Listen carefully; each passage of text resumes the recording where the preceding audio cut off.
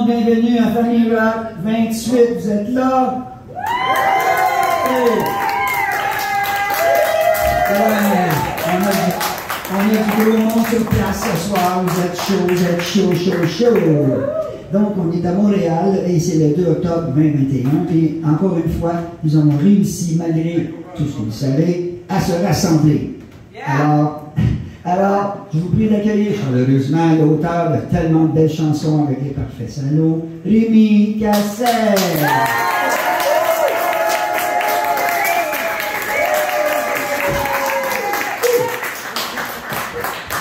Salut Géo. Bienvenue Rémi. Bon, on sait que depuis longtemps, tu habites aussi à La Minière, tu as fait un disque dont on va parler tantôt. Ouais. Mais aujourd'hui, tu t'es déplacé quand même d'assez loin pour venir avec la famille Rock. Oui, on s'est déplacé, puis en se déplaçant, j'ai eu des roches de souvenirs. Je me suis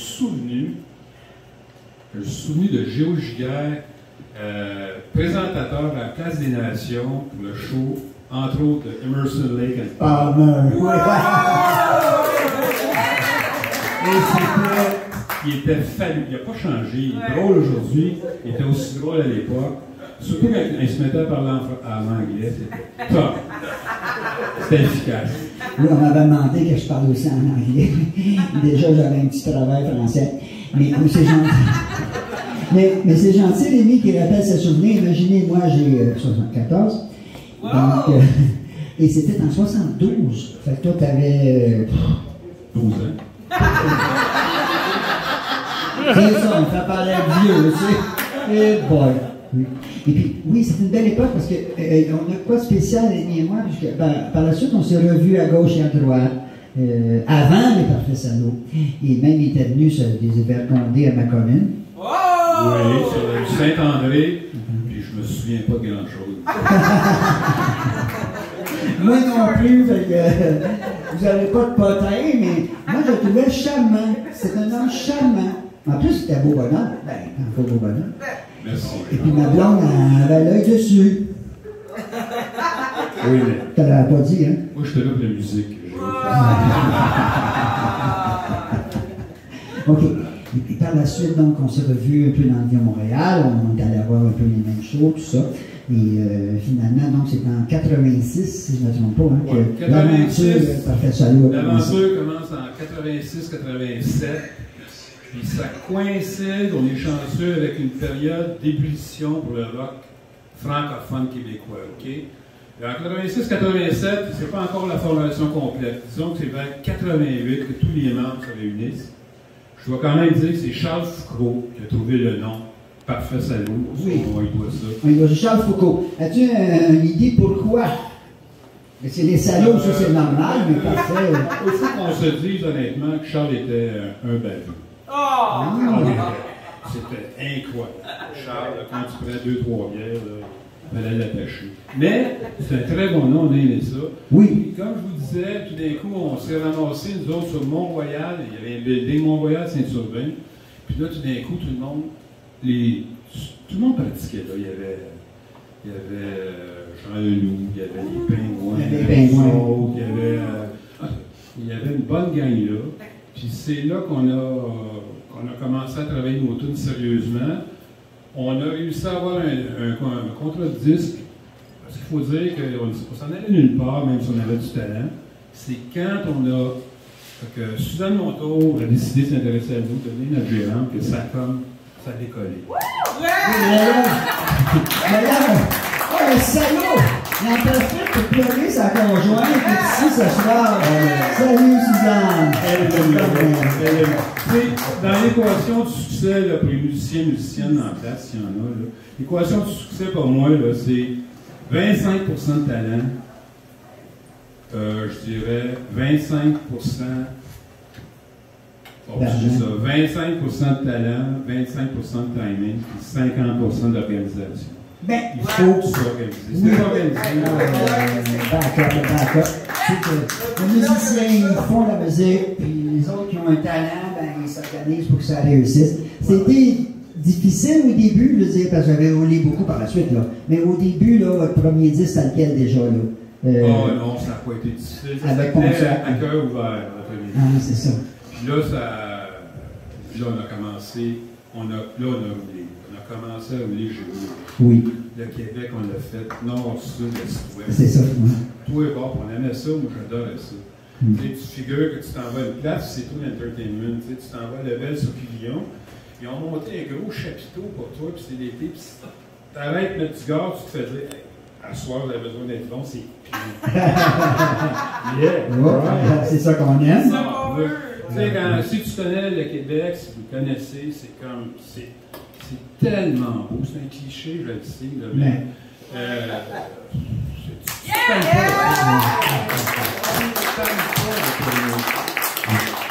Vous avez été en tournée avec des groupes qui ont été plus connus, disons le même.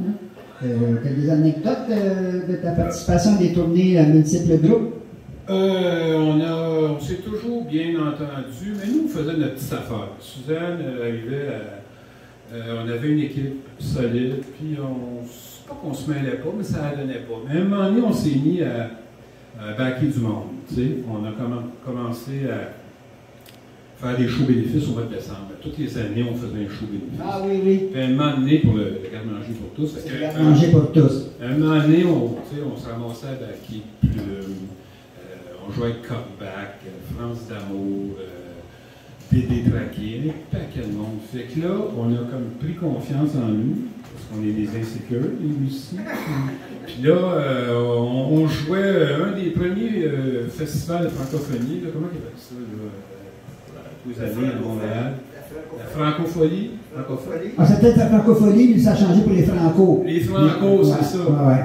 Première fois, on avait ça, Plume sort de la place des arts, puis il vient nous voir jouer, puis là, il y a eu je pense qu'il a bossé sur nous autres. Il s'est dit, on a peut-être quelque chose à faire. Ben. Fait que cette année-là, je l'invite au show bénéfice, il accepte.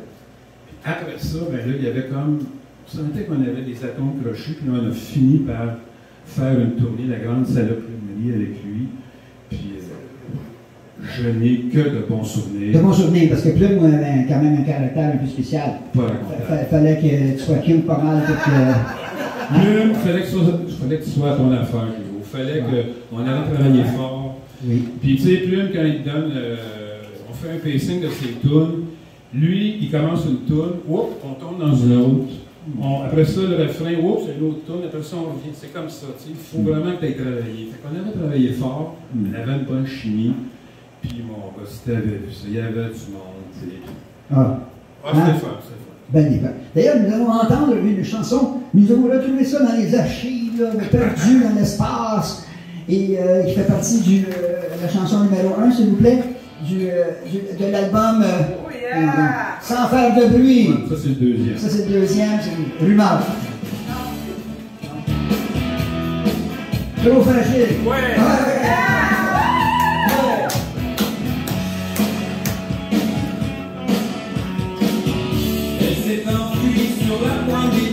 C'est une chante. C'est une belle voix.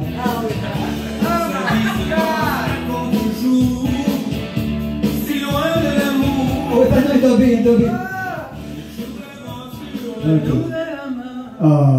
Mais justement, cette chanson-là, donc c'est bien marqué que c'est toi qui faisais toutes les paroles. Ça a donné comme ça. Je pense que ça faisait l'affaire du groupe aussi. Tu sais. Mais en contrepartie, quand tu as un groupe, tu travailles des idées chez vous, tu ne sais pas toujours si ça va marcher. Quand tu joues dans un band, tu arrives, tu proposes une suite d'accords, tout ça, tu dis bon, ben on va essayer ça. Là, le band te donne tout de suite une vision de ta tune. Ça va marcher ou ça ne marchera pas. Ouais. Ça c'est génial. L'inquiétude de la page blanche, vous savez. Puis aussi, si tu as le flash, mais après ça, tu te dis, ouais, mais est-ce que ça va inspirer mes musiciens? Parce que ça aussi, ça compte. Les musiciens, si tu parles de drogue, il n'y en a pas ça. Si tu parles de ci, il n'y en a pas ça. Mais il fallait que tu trouves un juste milieu. Oui, puis je ne vais pas te dire, ça marche pas, j'aime pas ça.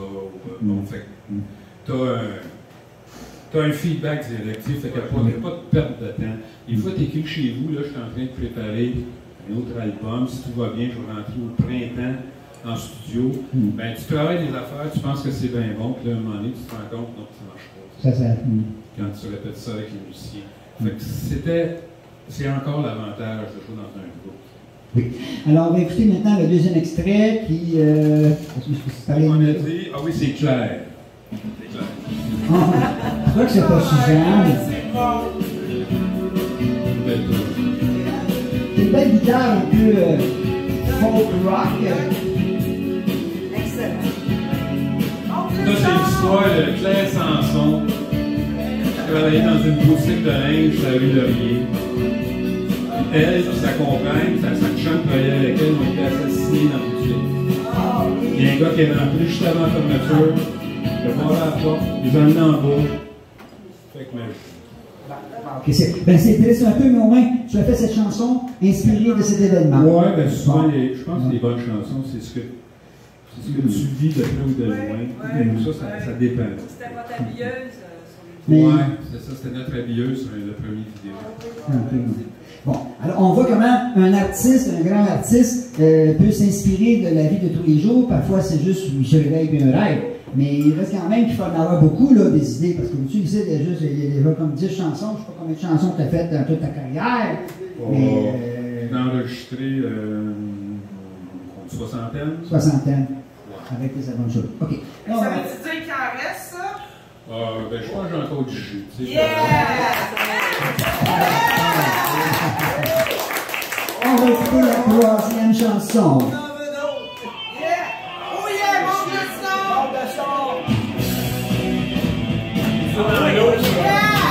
Laisse-la jouer 1 minute.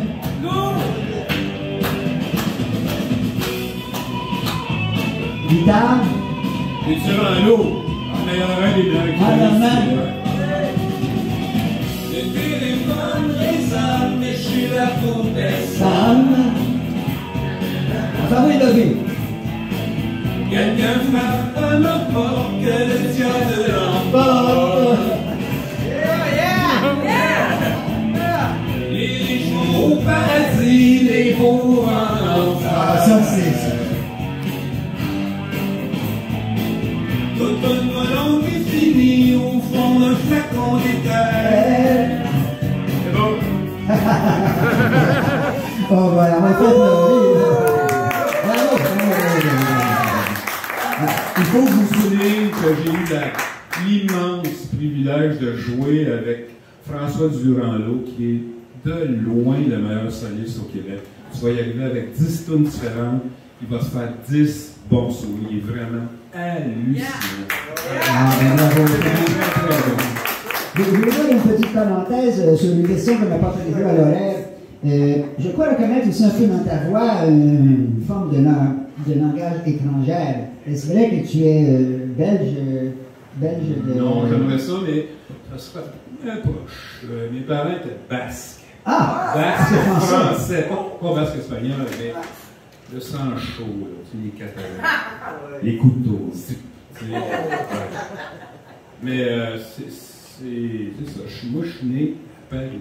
Faut y aller au bout. À Paris. Je suis né à Paris. D'accord. Puis là, il y avait tellement pas de job là-bas qu'ils ont décidé de. Ils ont décidé de se rendre à Amsterdam, ils ont pris le bateau, puis ils ont débarqué à Québec. Puis là, ils ont travaillé. Fait que moi, là, le bienfait de tout ça, c'est que je viens d'une famille d'ouvriers pour qui le travail était comme naturel. Fait que moi, la musique, pour moi, la musique, oui, c'est du talent, mais c'est beaucoup de travail. Feuille blanche, écrit, tu réécris, rature, tout ça, la musique, la même affaire. Fait que je les remercie. Des belles valeurs. Oui, une chance qu'ils sont venus, c'est... Bon, on en a besoin des Français. On peut savoir du monde comme les Français, du monde qui nous ressemble. Moi, ma mère, elle me disait tout le temps, pourquoi t'as pas pris ta carte d'électricien? Tu manques quelque Passer là-dessus, justement, ça me fait penser donc un fils d'ouvrier. Il y a une chanson que moi et mon père aimaient beaucoup, parce que mon père a toujours rêvé d'avoir une Cadillac. Ah oui, Cadillac Blues? Ben, c'est ça. Mon père a rêvé une Cadillac, il a fini sa vie en Pontiac. Mais je chante mal, là. C'est ça. Peux-tu me le faire un peu? Ouais, attends un peu. C'est ça. Je pense, j'ai peut-être raison, j'ai peut-être tort. La vie, c'est comme un météore. Chromé en dedans comme en dehors. sur l'autoroute du Nord. Mon père voulait un Cadillac qui a passé sa vie en Pontiac. C'est vrai. Il voulait une Mercedes, mais en tout cas. Ah, mon salaud! Là, tu brises mon... Ça rimait pas! Ça rimait pas! Okay. Mais c'est bon pareil, parce que moi, c'est vrai que mon père est drôle, il avait un Cadillac, mais il l'a eu en dernier, mais c'est un modèle ancien, bien sûr. Mais c'est un lien que j'ai avec ta musique. Oui, ben c'est cool, parce que c'est vrai que des fois, en campagne, c'est encore vrai, il y en a dans mon bout qui ont des toutes petites maisons et des très gros pick-up. C'est très marrant, tu sais, c'est possible. Pick-up de 70 000 $. Wow! C'est cool. Mais c'est cool, c'est la vie. Il y en a qui mettent de l'argent sur leur char, mais... OK. Alors, si on peut le suivre, il ne faudrait pas manquer, parce qu'on va revenir au Parfait Salaud. Si vous avez des questions à la fin, parce qu'il nous reste quand même 15 minutes, là. Préparez, on va peut-être prendre une question de la foule, là. Yeah. Mais pour les Parfaits Salaud, j'ai d'autres questions pour les Parfaits Salaud, mais on va quand même pas manquer notre coup de parler un peu de ta carrière solo. Parce qu'il y a eu Rémi et les Salauds. Ouais, ça c'est Rémi et les Salauds pour les disques Cadillac Glow. Je vais quand même les nommer. Il y avait au drum, il y avait Richard Lacoste à la basse, il y avait Jean-François Cardinal, François Durand à la guitare, Luc Thibodeau au sac, d'ailleurs, chers amis, vous ne croirez peut-être pas. Luc Thibodeau, il était tellement olé avec les autres, ça se pouvait plus. Et aujourd'hui, il est juge à cause. Ouais, il y a mal fini, mais... Bon, OK. Est-ce que tous ces membres-là sont vivants? Est-ce que tu peux nous dire qu'est-ce qu'ils sont devenus? Ils font tous encore de la musique. Même le juge fait encore de la musique. Richard Lacoste, il joue dans un bon band. Il est égal à lui-même. François Durand est dans plusieurs bands, dont un avec François, un band de blues. François Doug Dumbensky qui est ici. Ouais. Jean-François Cardinal, la même chose.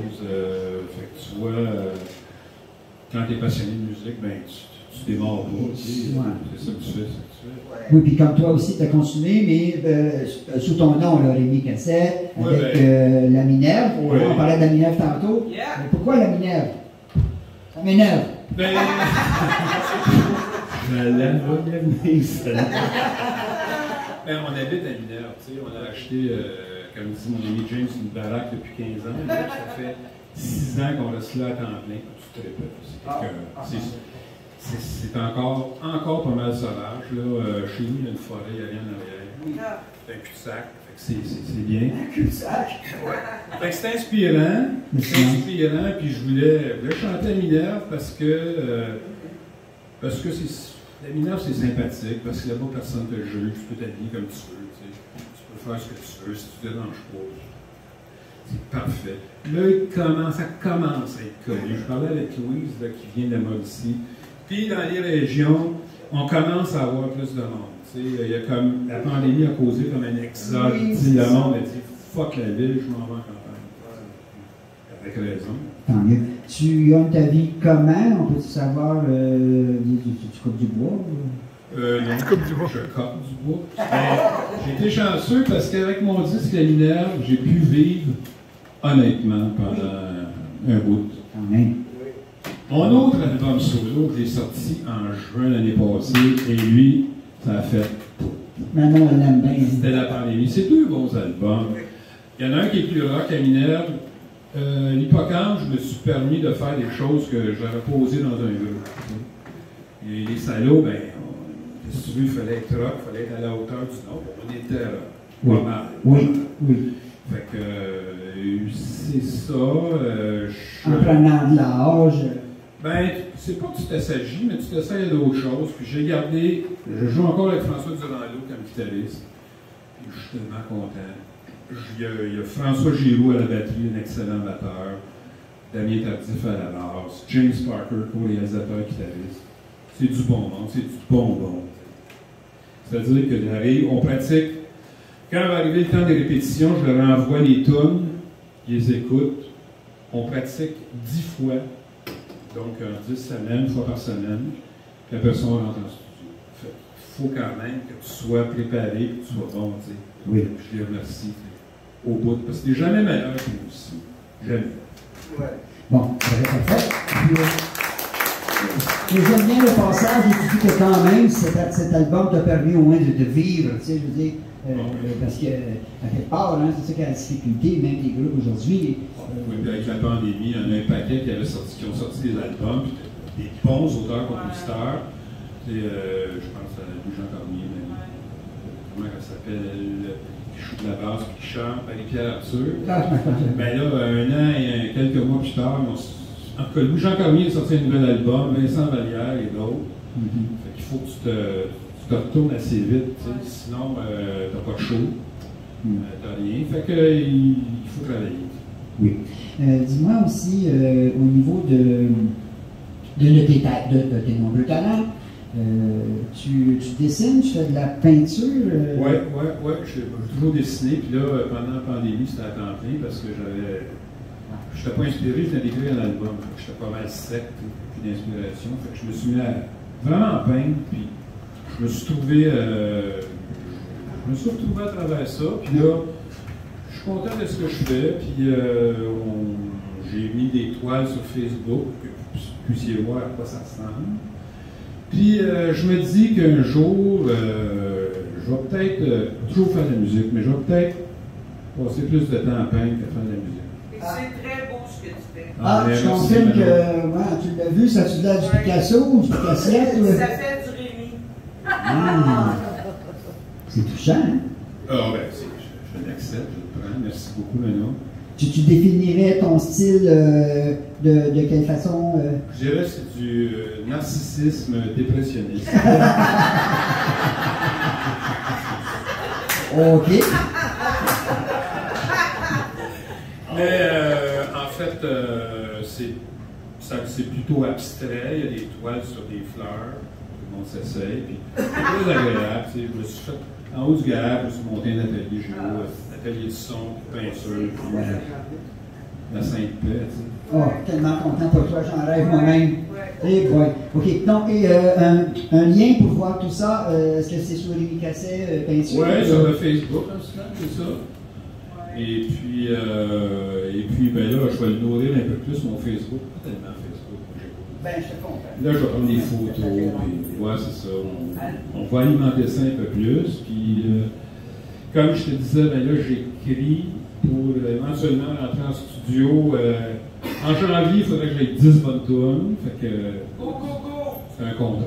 Vraiment un contrat. C'est sûr que ça donne une pression quand même. Ouais, mais ça te force à t'asseoir devant une page blanche, comme disait quelqu'un, puis bon, ben là, on parle de quoi? Fait que tu trouves une première phrase, après ça, je trouve que ça coule. Oui, à un moment donné, c'est sûr que tu vas retrouver ton chemin, puisque tu l'as déjà prouvé que tu étais capable. Puis, remarque qu'il y en a plusieurs, à un moment donné, qui disent, comme moi, là, dans ma carrière de journaliste, à un moment donné, je rencontre quelqu'un qui écrivait avant. Ah, je suis content de te rencontrer. Penserais-tu pouvoir collaborer? Non, je suis plus capable d'écrire. Tu comprends? Ah. Mais je te dis ça de même entre les distributeurs. Ben, il ne faut pas perdre la main, il faut que tu continues. Il faut continuer. Puis, ouais. Ben, je suis content de te voir.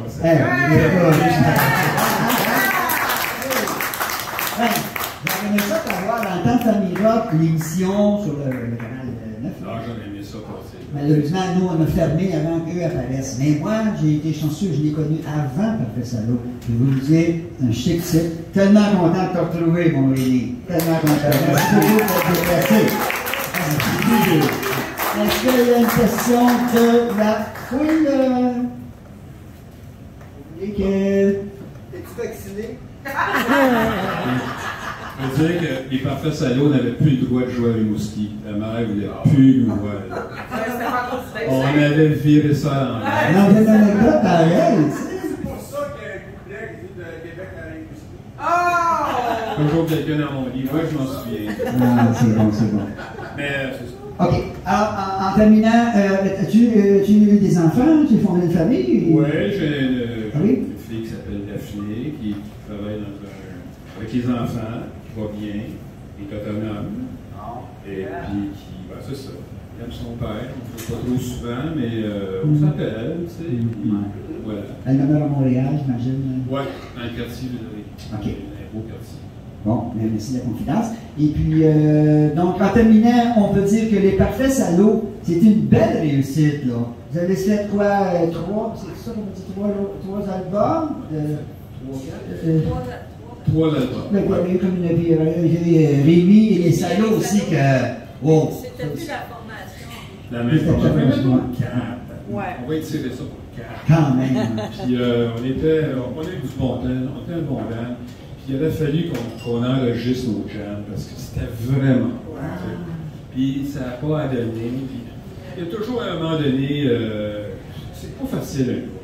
Oui, ceux qui sont musiciens, c'est vraiment pas facile. Il faut plaire à tout le monde. Puis la démocratie, c'est efficace, mais pas tout le temps. Je vais en profiter, Rémi, de remercier mon équipe de production ce soir. À la co-animation, Nathalie Ricito. À la caméra, Denis Legault. À la sonorisation, François Doc Gobanski. À l'éclairage prévision, René Miranda. Yeah. Véro, je veux me procurer un t-shirt, fabuleux t-shirt Famille Rock. Oui. Je peux le commander sur Internet? Absolument, oui. Ah, parfait. Oui. C'est une compagnie externe qui en font, puis vous l'envoie par la poste. Faites-vous de l'argent avec ça? 4 piastres. Mais, On va en commander 2. oh, c'est gentil. Oui. 8 piastres. OK. Alors, ben, bienvenue dans la famille Rock, parce que pour lui, c'est une trouvaille aussi. Puis, moi, j'avais déjà l'intention d'avoir Rémi. On était sur la piste. Et Yvon Paquette, que je vais le nommer aussi, qui a participé au booking. Bravo, Yvon. Qui m'a aidé au booking. Qui a mis toutes les affaires.